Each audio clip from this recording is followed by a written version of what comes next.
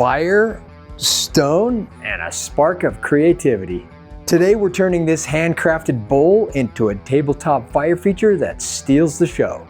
With a bed of lava rock and a dancing flame, it's the perfect mix of warmth and style for any outdoor space.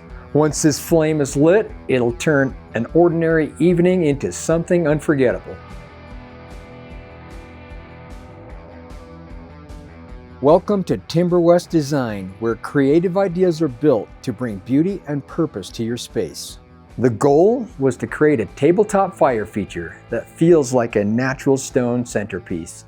Here are the supplies you're going to need for this project. Some Simmental cement mix. You need a scale to weigh it out. You need a way to mix that. The drill mixer works great.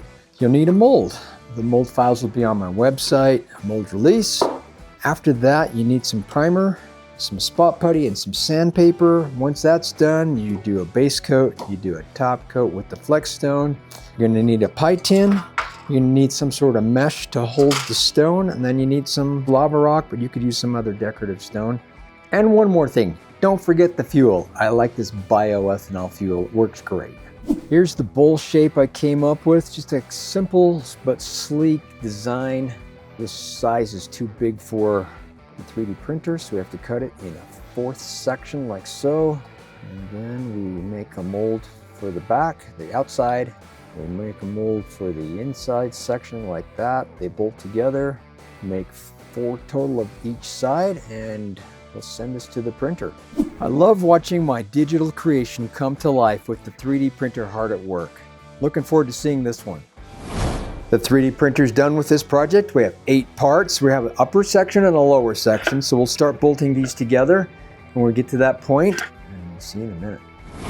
The 2 sections are bolted together. This is the outer, this is the inner. So before I put these 2 together, I want to put mold release on, just because there's easier access. We take the canola oil spray and just put a layer on here. Take your foam brush, make sure it's spread evenly. We'll do that to both halves. Mold release is on. Let's put the 2 sections together, throw the bolts in, and we'll just go around, get it snugged up, and we will be mixing concrete soon. All mixed up and ready to pour. You'll still see a few lumps here and there. So let's see, just about there. Might be cutting it close actually. Let's see if we can scrape a little bit out there. Work that all in there, get a little more out of the bucket. I think we're looking good. Just tap this thing, get a level. Couple little bumps there. I'll let that set up, come in and clean it up as 5-10 minutes as it's setting, and I think we're looking good. So give it about 3 hours, pop the mold off. I'll see you then. While the concrete sets up, a quick reminder, at Timber West Design, we custom build timber pergolas and pavilions, and we ship them anywhere in the continental US. These aren't prefab kits. Every structure is made to order and designed to match your space. Head over to timberwestdesign.com, where you can set up a free consultation with me to design your ultimate outdoor space. It's time to unbolt. It's cooled off enough, a little bit warm, but still cool enough to pull. So let's start undoing all the bolts. I'm excited to see what this one looks like. Bolts are off. This has great drafts. So yeah, it's just gonna fall right off, just like that. Let's see if we can get the other side off without, I think this should come off pretty easy. We'll just get a little bit of, oh yeah, I'm feeling it right there. There it is. There we go. Time to let this dry out. Tomorrow we'll start sanding it, getting ready for primer, so I'll see you then. It's time to sand the parting lines. This looks really actually pretty clean, so you can either take folded up sandpaper. This is 150 grit. I have a little more coarse on a block. If you want to hit it that way, but it's just a matter of just kind of going through it and feeling for any imperfections, anything that's raised up that we can just sand, get it smooth and get it ready for prime. So we'll go through this whole thing, and I'll see you when it's time for the priming booth. It's time for the first coat of primer. So what we want to do is just light layer, go around the whole thing. We'll let it flash off, and then I'll do a second heavier layer, give it another 10-15 minute flash off time, and then another heavy third layer, and that should be ready for spot putty at that point.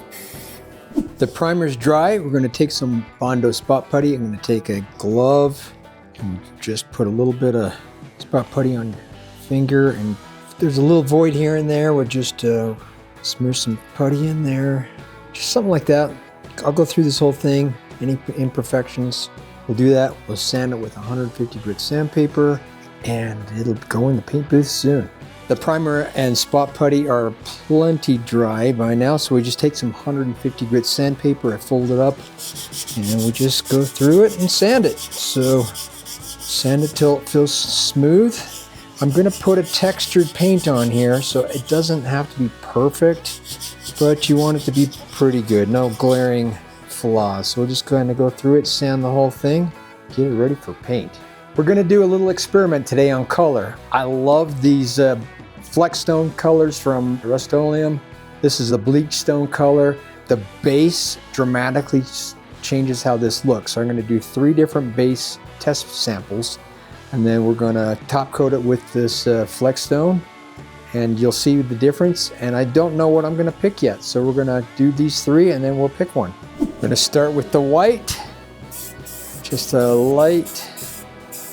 Doesn't take a lot, but we just want to cover it. Something like so. Let's do the light brown on this one. Get it just a good cover, nothing too heavy, just a good base. We got that one. And one more. This is going to be interesting how this one looks.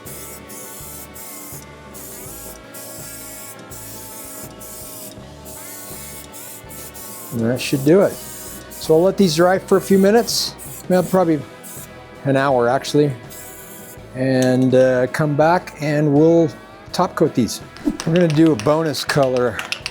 I decided I wanted to try this other brown. It's a little bit different look. Let's try this. This cover is actually quite nice too.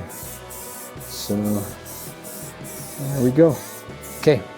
That gives us actually 4 colors to play with. We're time for the top coat. This is gonna take 2 coats, so we're not gonna get the full effect on the first try.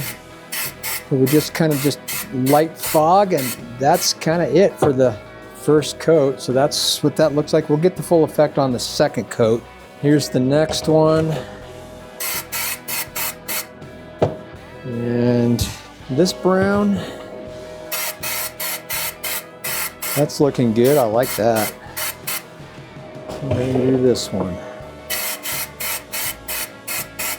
Okay, we'll give this about 30 minutes. I'll come back and do the second coat. Time for the top coat. So this time we're going to put some volume on here. Cover it well. Okay, that's looking good. We'll get to the next one. They just look so completely different. Okay, that's looking good. Next one. Here's that one. And one more. There we go.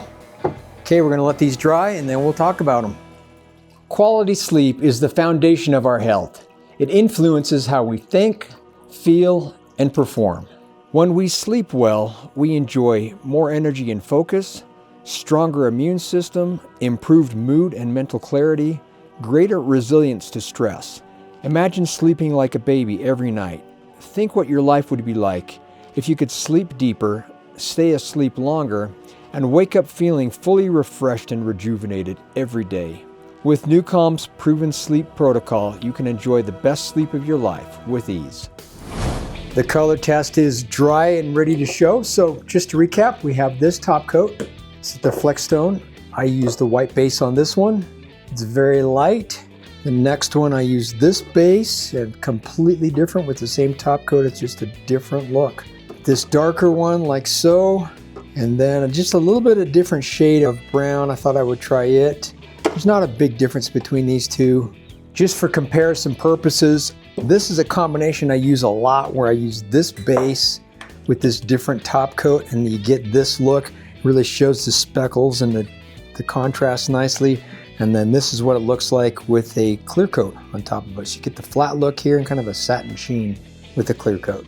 Time to put the base layer on. So it's just a light first coat.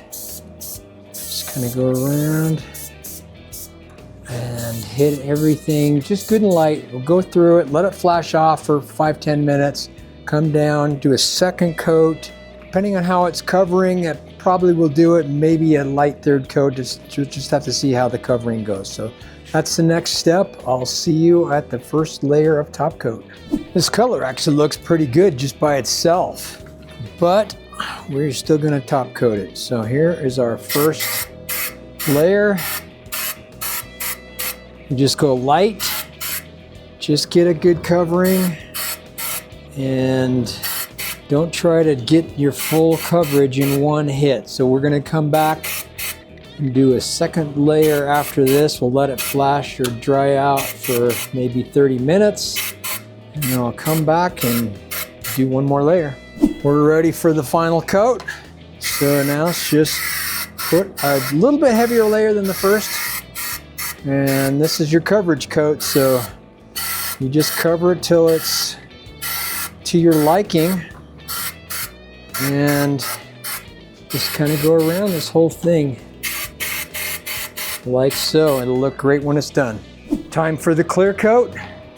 Just kind of light coat covering everything just to give it that sheen that I like. I'm gonna go around this whole thing and we're almost done. Paint job is done. It looks amazing. This is what I ended up using. So this color for the base and the top coat that we previously discussed. I like this combination. It looks really, really good. So next step, let's put this thing together. So I get a pie tin. I have this mesh. I got this from a cooling rack. That's what it's called. And I cut this out because I want it a little bit heavier. Stick that in there like this because we're going to put some stone in here. So I have this lava rock. Put some lava rock in here. Just basically just cover the whole thing. A little bit more. Just kind of fill it in. Okay, now the best part. Just make a little opening. I'm going to take some bioethanol fuel, pour some in here, and let's light it. Let's turn the studio lights off and see how this looks. I like. Very cool, very cool.